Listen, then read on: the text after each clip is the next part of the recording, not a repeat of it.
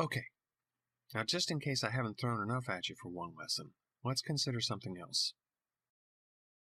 Let's say that you've broken down a behavior chain into its component parts. You're starting to understand the context in which the behavior occurs. You're beginning to have an understanding of how that youth perceives that context and what sorts of emotions are generated by those perceptions. You still haven't identified the function of those behaviors. And if you don't develop an understanding of a behavior's function, you may well wind up getting bitten by that lack of understanding. Behavior cannot be separated from function.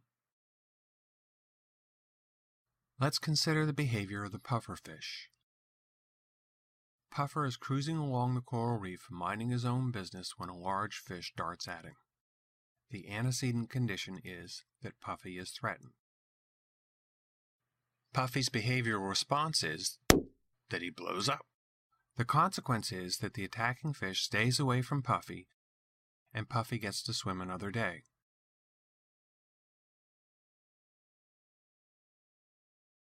What is the function of Puffy's behavior? Survival. Now, as mental health professionals, we have to ask ourselves, is getting all puffed up a problem?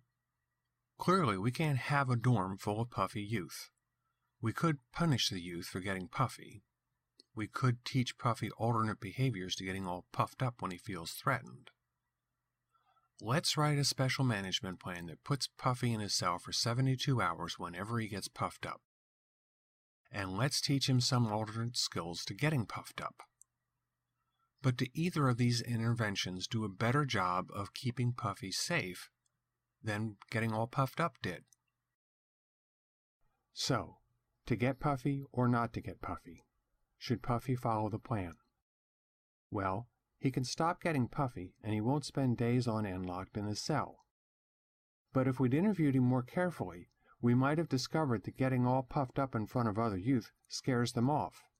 Remember, Puffy gets all puffed up because it keeps him safe.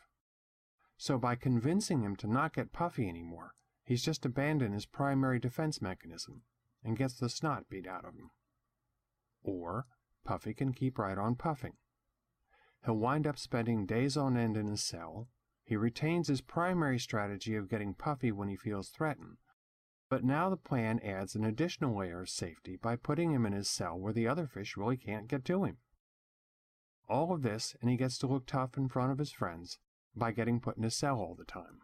Have we just written a plan that actually encourages Puffy to be more aggressive? I know this is kind of weird behavior for a fish, but Puffy also hates school. So getting thrown in his cell also has that benefit. So, is following the plan the most functional behavior, or is violating the plan the most functional behavior? To Puffy or not Puffy? Well, don't write plans that wind up asking those dumb questions. Teach skills that enhance safety. Provide meaningful rewards for pro-social behavior, and are mindful of the impact complying with a plan will have on a youth's environment. Please note that we've come this far along, and this is the first rule that I've presented. Rule number 1. If you change the behavior, but you don't address the function of that behavior, it's just going to pop up someplace else. Let's play Whack-A-Mole! Don't try this with your significant other. Really, don't. Whack! No. Whack! Actually, playing Whack-A-Mole is pretty much an occupational hazard with being a therapist. How many times have you successfully worked to resolve one issue with a client, only to have a bigger issue hiding behind that first issue? But still, you don't want to set out to play Whack-A-Mole.